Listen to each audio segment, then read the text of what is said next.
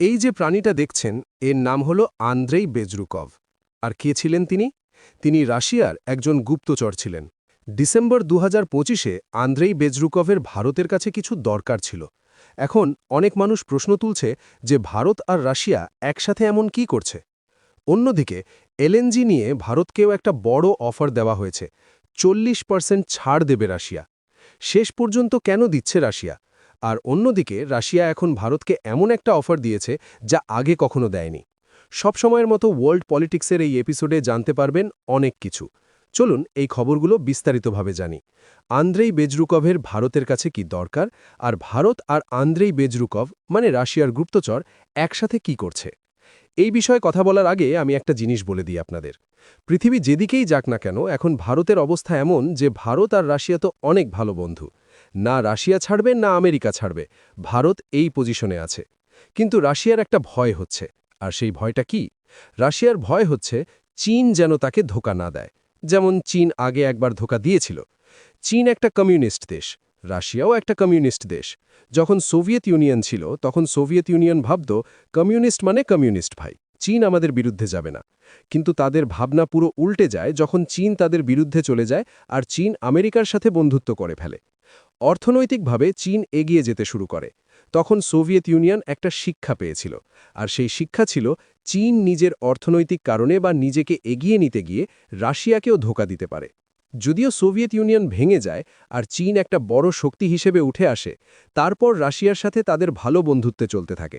এখন no limit বন্ধুত্বের কথা বলা হয়, কিন্তু এটা কি সত্যিই নো লিমিট? রাশিয়ার যে গোয়েন্দা সংস্থা আছে তাদের একটা রিপোর্ট বেরিয়েছিল।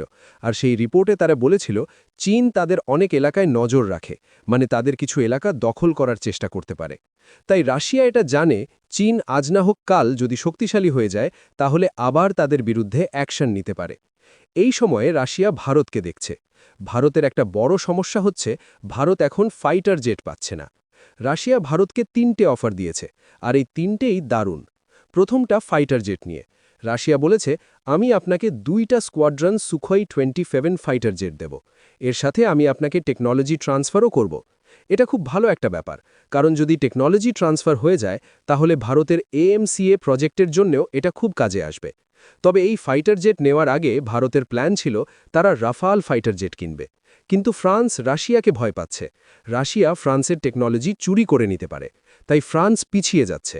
ফাইটার জেট দেবে কিন্তু টেকনোলজি দেবে না। এখন এই অবস্থায় রাশিয়া ভারতকে অফার করছে আপনি সুখোই 27 নিয়ে নিন। ভারতকে শক্তিশালী রাখতে চায়। অন্যদিকে আরেকটা জিনিস দেখা যাচ্ছে, বিশ্বের এনার্জি মার্কেটে এই মুহূর্তে বড় খেলা চলছে। একদিকে হরমুজের টেনশন আর কাতারের গ্যাস প্ল্যান্টে হামলার কারণে পুরো পৃথিবীতে গ্যাসের ঘাটতি তৈরি হয়েছে। দাম আকাশ ছুঁয়ে ফেলেছে। অন্যদিকে রাশিয়া তার গ্যাস ভাণ্ডারে 40%-এর বড় ছাড় দিচ্ছে।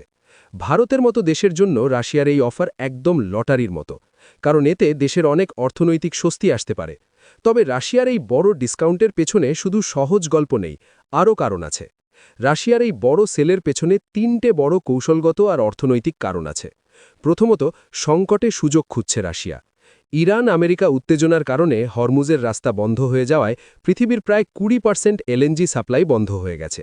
এর ফলে এশিয়ায় গ্যাসের দাম আকাশ ছুঁয়ে ফেলেছে। রাশিয়া এই সংকটকে একটা সুযোগ হিসেবে দেখছে। দ্বিতীয়ত, আমেরিকার নিষেধাজ্ঞার মোকাবিলা।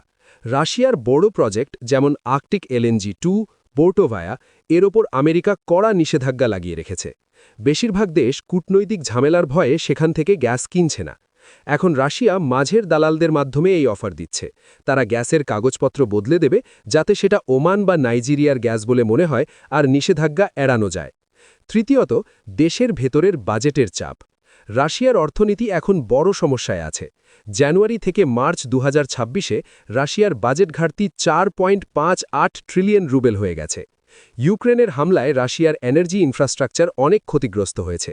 তাই রাশিয়াকে তার কমে যাওয়া আয় সামলাতে যে কোনোভাবে গ্যাস বিক্রি করতেই হবে। ভারতের জন্য এটা কেন দরকার? প্রথমত, মূল্য বৃদ্ধির সাথে লড়তে সাহায্য করবে। ভারত তার প্রয়োজনের প্রায় অর্ধেক গ্যাস আমদানি করে। মধ্যপ্রাচ্য থেকে গ্যাসের সরবরাহ বন্ধ হয়ে যাওয়ায় সার আর বিদ্যুতের ক্ষেত্রে খারাপ প্রভাব পড়েছে। রাশিয়া থেকে পাওয়া 40% সস্তা গ্যাস এই ঘাটতি পূরণ করতে পারে, আর দেশের সার আর বিদ্যুতের দাম বাড়তে আটকাতে পারে। দ্বিতীয়ত, ভারত সম্প্রতি রাশিয়া থেকে তেল আমদানি 90% বাড়িয়েছে। এখন গ্যাস ক্ষেত্রেও ভারত রাশিয়ার সাথে সরাসরি পাইপলাইন বা শিপমেন্ট নিয়ে আলোচনা করছে। সস্তা রাশিয়ান গ্যাস ভারতকে সেই আন্তর্জাতিক ঝাঁকুনি থেকে বাঁচাবে যা উপসাগরীয় দেশগুলোর যুদ্ধে তৈরি হচ্ছে। অন্যদিকে ভারত সবসময় নিজের ন্যাশনাল ইন্টারেস্টকে আগে রেখেছে।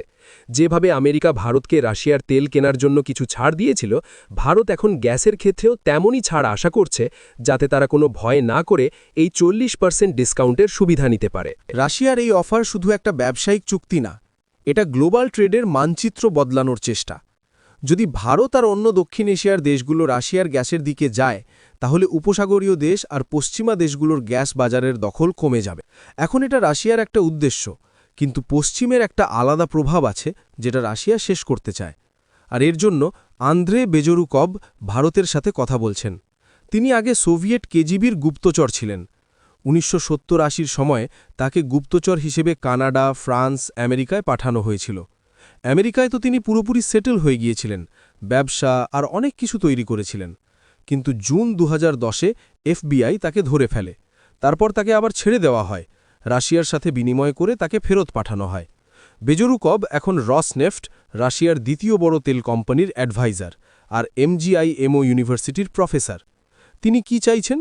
2025-এ তিনি ভারতের সাথে যোগাযোগ করেন, আর তিনি চেয়েছিলেন ভারতের আইটি ট্যালেন্টকে নিজের দিকে টানতে। বলা হয় রাশিয়া চেষ্টা করছে নিজেদের সোশ্যাল মিডিয়া প্ল্যাটফর্ম বানাতে, যাতে আজকের দিনে যেমন সোশ্যাল মিডিয়া প্ল্যাটফর্ম আমেরিকার একটা বড় শক্তি হয়ে গেছে, যেমন এক্স, ফেসবুক বা ইউটিউব, তেমনি বেজরুকভ নিজেদের দেশেও সেটা তৈরি করতে চায়। আর এর জন্য তারা ভারতের সাহায্য নিতে চাইছে, এমনটাই বলা হচ্ছে। যাই হোক, এখন সামনে ভারত আর রাশিয়া এই বদলে যাওয়া গ্লোবাল অর্ডারে কিভাবে একসাথে এগোয় সেটা দেখার বিষয়। আপনার কি মনে হয়? কমেন্ট করে আপনার মতামত জানান। অন্যদিকে সম্প্রতি সৌদি আরবের প্রতিরক্ষা মন্ত্রণালয় জানিয়েছে যে পাকিস্তানের সেনাবাহিনী তাদের দেশে পৌঁছে গেছে। শুধু কয়েকজন সেনা নয়, একেবারে পূর্ণ প্রস্তুতি নিয়ে পাকিস্তানের বিমান বাহিনী ও স্থলবাহিনী দুটোই সেখানে গেছে। তাদের যুদ্ধবিমান যেমন F-16 এবং JF-17ও পাঠানো হয়েছে। এই বাহিনীকে রাখা হয়েছে কিং আব্দুল আজিজ এয়ারবেসে, যা সৌদি আরবের পূর্ব দিকে অবস্থিত এবং ইরানের খুব কাছাকাছি এলাকা হিসেবে ধরা হয়। সৌদি আরবের তরফ থেকে বলা হচ্ছে এই পদক্ষেপের মূল উদ্দেশ্য হল দুই দেশের সেনাবাহিনীর মধ্যে সমন্বয় বাড়ানো, যাতে তারা একসাথে কাজ করতে পারে এবং দেশের নিরাপত্তা আরও শক্ত করা যায়। পাশাপাশি আশেপাশের এলাকায় যেন কোনো অস্থিরতা না ছড়ায় সেটাও নিশ্চিত করতে চায় তারা। কিন্তু এই খবর বেরোনোর পর পাকিস্তানের অনেক মানুষ এটাকে ভীষণ বড় সাফল্য হিসেবে দেখাতে শুরু করেছে। তারা বলছে অনেক আগেই সৌদির সঙ্গে তাদের একটা চুক্তি ছিল, যদি সৌদির ওপর কোনো আক্রমণ হয় তাহলে পাকিস্তান তাদের রক্ষা করবে। এখন তারা দাবি করছে, দেখো আমরা কথা রেখেছি, আমাদের সেনা পৌঁছে গেছে। কেউ কেউ এটাও বলছে এই ঘটনা প্রমাণ করে পাকিস্তান কত বড় শক্তিশালী দেশ। কিন্তু বাস্তব ছবিটা একটু আলাদা, কারণ এর আগেই ইরানের সঙ্গে একটা বড় উত্তেজনা তৈরি হয়েছিল, যা প্রায় 40 দিন ধরে চলেছিল। সেই সময়ে সৌদি আরবের পরিস্থিতি বেশ চাপের ছিল। তখনই তারা বারবার পাকিস্তানের সঙ্গে যোগাযোগ করার চেষ্টা করেছিল, কারণ তাদের মধ্যে আগেই একটা বোঝাপড়া ছিল, যদি সৌদি আরবের ওপর আক্রমণ হয় তাহলে পাকিস্তান সাহায্য করবে। কিন্তু সেই পুরো সময়ে পাকিস্তানের পক্ষ থেকে তেমন কোনো দৃশ্যমান পদক্ষেপ দেখা যায়নি। তারা বারবার আশ্বাস দিয়েছে যে চিন্তার কিছু নেই, দরকার হলে তারা পাশে থাকবে। কিন্তু বাস্তবে সেই সময় কোনো বড় সামরিক সহায়তা পাঠানো হয়নি। ফলে অনেকেই এখন প্রশ্ন তুলছে, যখন সত্যিই দরকার ছিল তখন সাহায্য কোথায় ছিল? আর সবচেয়ে বড় বিষয় হল, এখন যখন পরিস্থিতি অনেকটাই শান্ত হয়েছে, তখন হঠাৎ করে সেনা পাঠানো হচ্ছে। এই বিষয়টা নিয়েই অনেক আলোচনা হচ্ছে। অনেকের মতে যুদ্ধের সময় নয়, বরং যুদ্ধের পরে এই ধরনের পদক্ষেপ নেওয়া আসলে বাস্তব পরিস্থিতির সঙ্গে পুরোপুরি মেলে না। সৌদি আরবের ভেতরেও এই নিয়ে নানা ধরনের প্রতিক্রিয়া দেখা যাচ্ছে। অনেকেই মনে করছে শুধু কথায় আশ্বাস দেওয়া আর বাস্তবে সময় মতো পাশে দাঁড়ানো, এই দুটো জিনিস এক নয়।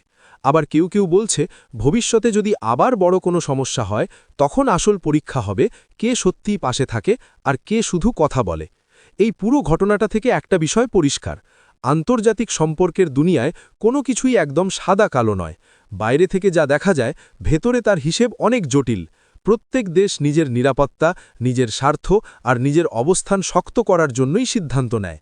তাই এই ঘটনাকে শুধু একদিক থেকে দেখলে পুরোটা বোঝা যাবে না। এখানে একদিকে যেমন সৌদি আরব তাদের নিরাপত্তা বাড়াতে চাইছে, তেমনি পাকিস্তানও নিজের অবস্থান শক্তভাবে দেখাতে চাইছে। আর অন্যদিকে ইরানের কাছাকাছি এইসব পদক্ষেপ নেওয়া মানে এই অঞ্চলের পরিস্থিতি যে এখনও পুরোপুরি স্বাভাবিক নয় সেটাও বোঝা যায়। সব মিলিয়ে বলা যায় এই ঘটনা শুধু দুই দেশের মধ্যে সামরিক সহযোগিতা নয়, বরং এর পেছনে বড় একটা কূটনৈতিক খেলা রয়েছে। সামনে সময়ই বলবে এই পদক্ষেপ সত্যিই কতটা কার্যকর হয় এবং ভবিষ্যতে এর প্রভাব কতটা বড় হতে পারে।